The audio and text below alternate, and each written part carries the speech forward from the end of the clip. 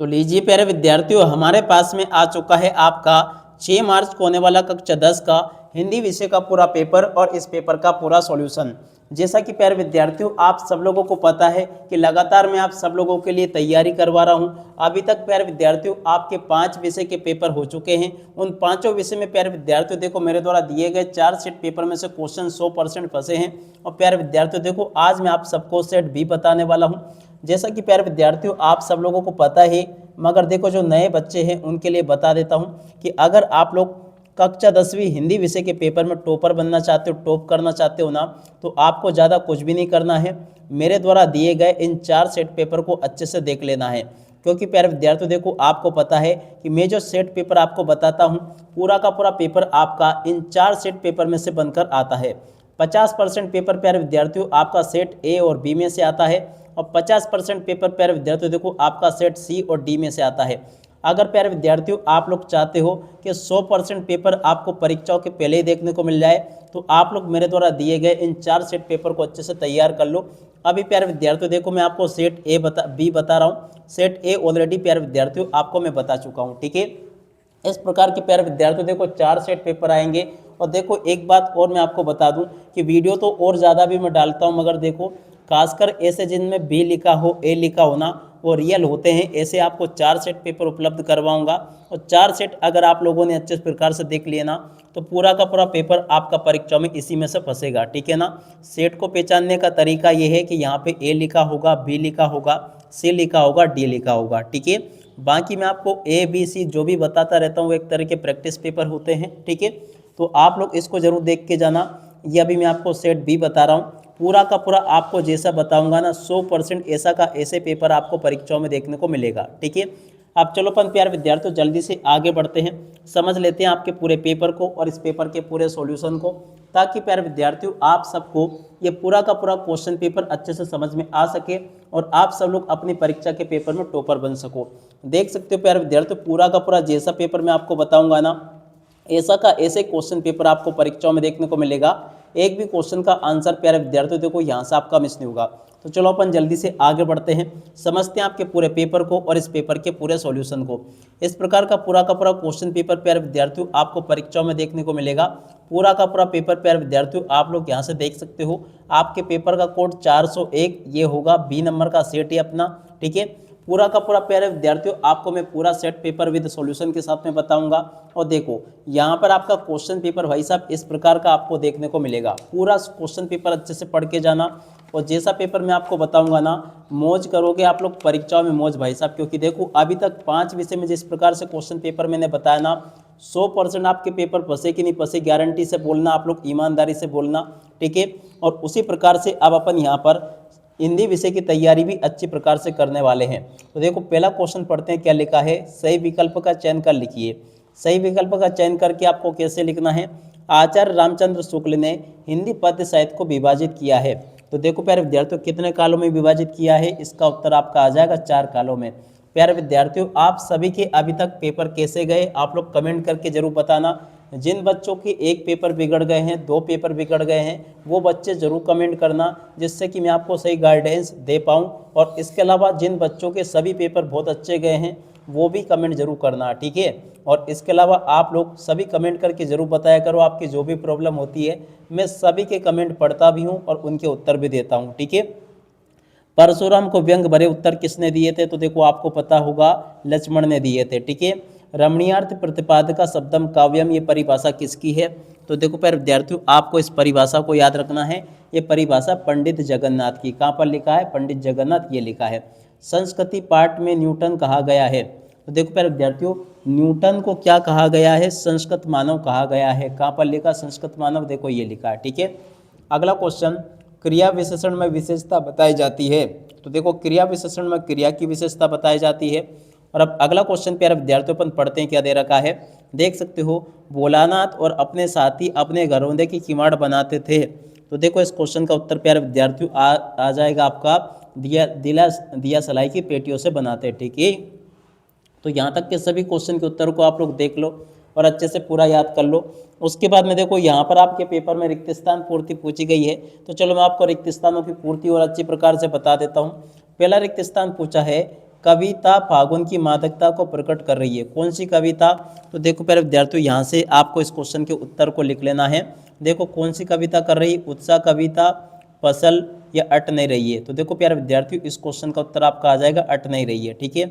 अगला क्वेश्चन, जहाँ एक शब्द का अर्थ में एक से अधिक बार क्रमशः प्रयोग होता है वहाँ पर अलंकार होता है। तो देखो प्यारे विद्यार्थियों, वहाँ पर पुनरुक्ति प्रकाश अलंकार होता है, याद रखना। ठीक है। जिन छंदों की रचना मात्राओं की गणना के आधार पर होती है उन्हें छंद कहते हैं। तो देखो प्यारे विद्यार्थियों, ने मात्रिक छंद कहते हैं। सेनाई बजाने के लिए का प्रयोग होता है। तो देखो प्यारे विद्यार्थियों, सेनाई बजाने के लिए काय का प्रयोग होता है? रीढ़ का प्रयोग होता है। ठीक है। यशोगान संधि का उदाहरण है। तो देखो प्यारे विद्यार्थियों, यशोगान जो है ना विसर्ग संधि का उदाहरण है। विसर्ग, इस क्वेश्चन का उत्तर आ जाएगा। कभी लॉन्ग स्टॉक में फिल्म की शूटिंग हुई थी। देखो प्यारे विद्यार्थियों, कभी लॉन्ग स्टॉक में कौन सी फिल्म की शूटिंग हुई थी? गाइड फिल्म की शूटिंग हुई थी। ठीक है। यहाँ तक कि प्यारे विद्यार्थियों, आपको मैंने सभी के सभी क्वेश्चन के उत्तर बता दिए। एक भी क्वेश्चन का उत्तर प्यारे विद्यार्थियों देखो यहाँ से आपका मिस नहीं होगा। अब उसके बाद में देखो यहाँ से आप लोग सत्य सत्य को देख लेना। सत्य सत्य में पहला क्वेश्चन आपके पेपर में क्या पूछा है? वात्सल्य और श्रृंगार रस के श्रेष्ठ कवि सूरदास को माना जाता है। तो देखो प्यारे विद्यार्थियों, ये जो क्वेश्चन आपको दे रखा ना, ये आपका पूरी तरह से क्या हो जाएगा? सत्य होगा। ये वाला क्वेश्चन आपका सत्य है। जहाँ किसी वस्तु या विषय का वर्णन बढ़ा चढ़ाकर किया जाए वहाँ पर अन्योक्ति अलंकार होता है। तो देखो प्यारे विद्यार्थियों, ये वाला क्वेश्चन क्या हो जाएगा? असत्य हो जाएगा। ठीक है। मन्नू भंडारी अपने भाइयों के साथ गुल्ली डंडा भी खेलती थी। तो देखो प्यारे विद्यार्थियों, ये वाला क्वेश्चन भी आपका क्या हो जाएगा? सत्य होगा। रेखा चित्र को शब्द चित्र भी कहते हैं, ये भी आपका सत्य होगा। और उसके बाद में देखो प्यारे विद्यार्थियों, यहाँ तक के सभी क्वेश्चन के उत्तर आपको मैंने बता दिए। अगला क्वेश्चन, रामू बाजार जाता है एक आज्ञावाचक वाक्य। तो देखो आपका असत्य हो जाएगा। हिरोशिमा भारत में, ये भी आपका असत्य होगा। ठीक है, याद रखना। उसके बाद में देखो जोड़ी को देख लो। आधुनिक कबीर प्यारे विद्यार्थियों किसे कहा गया है? नागार्जुन को। आधुनिक कबीर कौन है? नागार्जुन है। चौपाई की चौपाई की किसके जोड़ी मिलेगी? तो देखो चौपाई में होती है सम्मात्रिक। ठीक है ना, चौपाई की जोड़ी सम्मात्रिक छंद से। बालम केरा की जोड़ी मिल जाएगी आपकी लखनऊ से। और उसके बाद में देखो समास के प्रकार 6 होते हैं। ठीक है। और उसके बाद में देखो सबसे आगे रहने वाला क्या कहलाता है? अग्रणी। कहाँ पर लिखा अग्रणी? देखो देखो जरा, देखो ये लिखा है प्यारे बच्चों, अग्रणी ये लिखा है। ठीक है। ऊंच नीच की बई की यारी, जो उपजी सो भई हमारी। ठीक है, ये कहावत है। ठीक है। तो ऐसे आपको यहाँ पर जोड़ी का उदाहरण पूरा कंप्लीट कर लेना है। उसके बाद में देखो यहाँ से आपको एक वाक्य फिर एक शब्द में उत्तर देख लेने हैं। तो चलो प्यारे विद्यार्थियों, आपको मैं एक वाक्य फिर एक शब्द में उत्तर बताता हूँ कि किस प्रकार से आपको इनको पूरा कर लेना है। कवि निराला का उत्साह गीत किसे संबोधित है? तो देखो प्यारे विद्यार्थियों, ये बादल को संबोधित है। किसको? बादल, इस क्वेश्चन का उत्तर होगा। रस किसे कहते हैं? तो देखो प्यारे विद्यार्थियों, इस क्वेश्चन के उत्तर को आप लोग यहाँ से देख लो, बिल्कुल चिंता मत करो। और जो जो क्वेश्चन आंसर मैं आपको बता रहा हूँ ना, इनको भाई साहब अच्छे से याद कर लेना, क्योंकि देखो आपको पता है कि मैं ऑफलाइन कोचिंग भी पढ़ाता हूँ और ये मेरे बच्चों को जो तैयार करवाया ना, वो इसका सॉल्यूशन है। देखो मैंने जो आप हमारे ऑफलाइन स्टूडेंट है ना, उनको जो पढ़ाता हूँ ना, वही का वही पेपर में आता है और वही चीज़ें मैं आपको पढ़ा रहा हूँ। ठीक है, तो इनको बिल्कुल अच्छे से याद कर लेना। रस किसे कहते हैं, इसका उत्तर ये लिखा है। और अब अगला क्वेश्चन, संस्कृति निबंध हमें किससे टकराने की प्रेरणा देता है? तो देखो इस क्वेश्चन के उत्तर को प्यारे विद्यार्थियों यहाँ से देख कर लिख लो, ये लिखा है। ठीक है। और अब अगला क्वेश्चन प्यारे विद्यार्थियों पढ़ते हैं, वीर रस की कविताओं में कौन सा शब्द गुण होता है? तो देखो प्यारे विद्यार्थियों, ओज गुण होता है, याद रखना। ठीक है। और अब अगला क्वेश्चन, रहस्यमयी तारों भरी रात लेखिका मधुकाकार्य के मन में क्या जगा रही है? तो देखो प्यारे विद्यार्थियों, मन सम्मोहन जगा रही है। ठीक है, याद रखोगे। अगला क्वेश्चन पढ़ते हैं, लेखक अज्ञे ने हिरोशिमा कविता कहाँ बैठकर लिखी? तो देखो प्यारे विद्यार्थियों, लेखक अज्ञे ने हिरोशिमा कविता लिखी थी रेलगाड़ी में बैठकर। कहाँ पर? रेलगाड़ी, इस क्वेश्चन का उत्तर होगा। ठीक है, रेलगाड़ी में बैठकर प्यारे विद्यार्थियों इन्होंने हिरोशिमा कविता लिखी थी। रीतिकालीन काव्य की कोई 2 विशेषता आपको बतानी है। तो देखो प्यारे विद्यार्थियों, रीतिकालीन काव्य की 2 विशेषता अब आपको बतानी है, किस प्रकार से? तो चलो यहाँ से आपके प्रश्न नंबर 6 से 2-2 अंक वाले क्वेश्चन शुरू हो चुके हैं। तो देखो रीतिकालीन काव्य की 2-2 विशेषता यहाँ से देखकर लिख देना।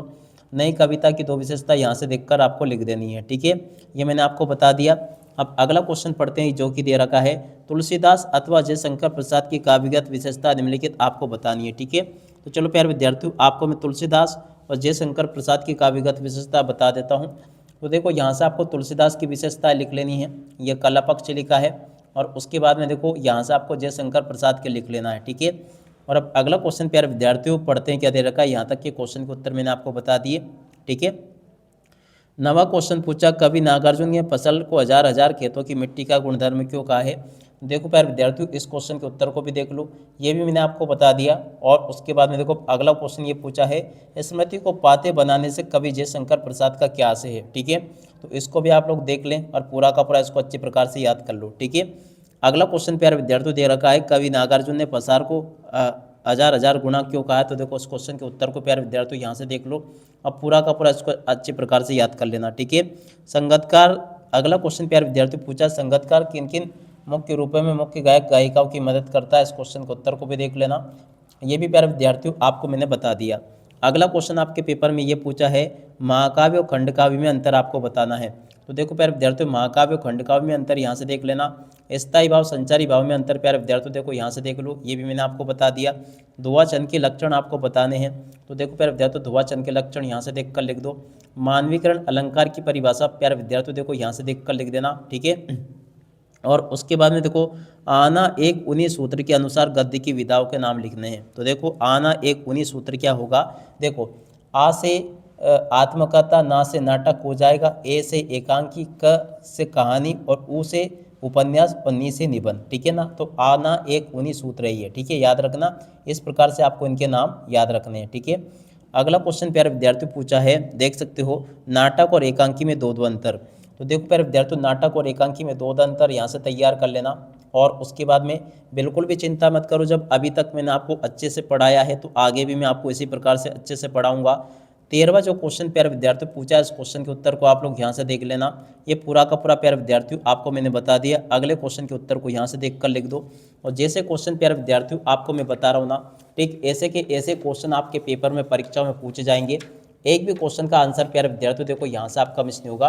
टोटली सभी के सभी क्वेश्चन जैसे प्यारे विद्यार्थियों आपको मैंने बताया ना, ठीक ऐसे के ऐसे क्वेश्चन आपके पेपर में आएंगे, बिल्कुल भी चिंता मत करो आप लोग। अब 14वां जो क्वेश्चन पूछा, कैप्टन बार बार मूर्ति पर चश्मा क्यों लगा देता है। तो देखो प्यारे विद्यार्थियों, कैप्टन बार बार मूर्ति पर चश्मा क्यों लगा देता है, इस क्वेश्चन के उत्तर को देख लेना। बाल गोविंद भगत की पुत्रवधू उन्हें अकेला क्यों नहीं छोड़ना चाहती, इसको देख लेना। और अब अगला क्वेश्चन, सुशिर वाद्यों से क्या अभिप्राय है, इस क्वेश्चन के उत्तर को यहाँ से देख लो। और किन महत्वपूर्ण आवश्यकताओं की पूर्ति के लिए सुई धागे का आविष्कार हुआ होगा, इस क्वेश्चन के उत्तर को प्यारे विद्यार्थियों देखो यहाँ से देख लो। और उसके बाद में देखो आगे आपके पेपर में क्वेश्चन इस प्रकार से पूछे गए, जैसे 16वां क्वेश्चन पूछा है, पूरब की ओर बहने वाली हवा को क्या कहते हैं।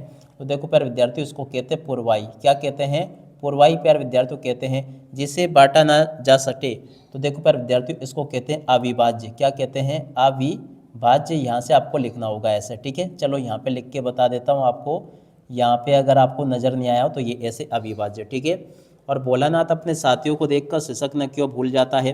तो देखो इस क्वेश्चन का उत्तर भी प्यारे विद्यार्थियों आपको बताना होगा। उसके पहले आपसे 1 और 11 होना, इतिश्री होना, इनके एक साथ में आपको अर्थ सहित वाक्य में प्रयोग करना पूछा गया। तो देखो इसको यहाँ से देख लेना। और उसके बाद में देखो प्यारे विद्यार्थियों अगला क्वेश्चन पूछा गया आपसे 17वां, भोलानाथ अपने साथियों को देखकर शिक्षक न क्यों भूल जाता है। तो देखो इस क्वेश्चन के उत्तर को प्यारे विद्यार्थियों यहाँ से देख लो और पूरा का पूरा याद करके लिख देना। और गंगतोत को मेहनत का बादशाह का शेर क्यों कहा गया, इस क्वेश्चन के उत्तर को यहाँ से देख लो। और उसके बाद में देखो अगला 18वां क्वेश्चन ये पूछा है। 19वां क्वेश्चन प्यारे विद्यार्थियों ये दे रखा है। तो देखो प्यारे विद्यार्थियों 18वें क्वेश्चन के उत्तर को यहाँ से देख कर लिख देना। पूरा का पूरा प्यारे विद्यार्थियों देखो आपको मैंने 18वें क्वेश्चन का उत्तर ये बता दिया। ठीक है, और इसके बाद वाले क्वेश्चन के उत्तर को यहाँ से देख लो। बिल्कुल भी आपको चिंता करने की ज़रूरत नहीं, जो जो पढ़ाऊंगा 100% आपके पेपर में आएगा। तो देखो यहाँ तक के सभी क्वेश्चन के उत्तर प्यारे विद्यार्थियों अपन ने देख लिए। उसके बाद में देखो इन प्रश्नों को पढ़ के जाना।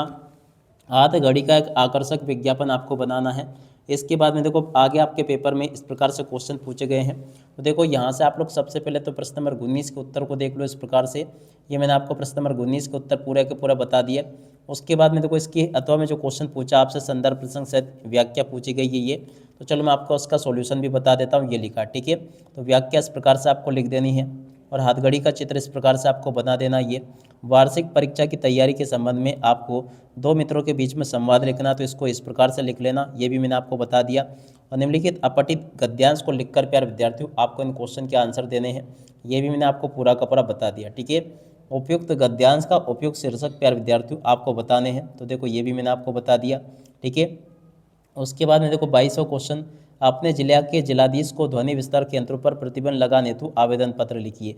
100% प्यारे विद्यार्थियों, देखो आपके ध्वनि विस्तार केंद्रों पर रोक लगाने हेतु आवेदन पत्र छप चुका है इस बार, तो इसको अच्छे से याद कर लेना।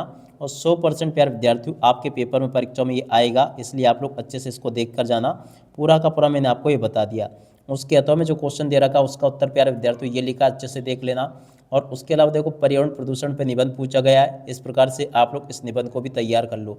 तो टोटली प्यारे विद्यार्थियों देखो मेरे द्वारा यहाँ पर आपको पूरा का पूरा पेपर विद सॉल्यूशन के साथ में बता दिया गया है। एक भी क्वेश्चन का आंसर प्यारे विद्यार्थियों यहाँ से आपका मिस नहीं होगा। उम्मीद है कि आप सबको पूरा का पूरा पेपर अच्छे से समझ में जरूर आ गए होगा। अब इसी के साथ में इस वीडियो को यहीं पर पूरा करते हैं। नमस्कार, जय हिंद, जय भारत।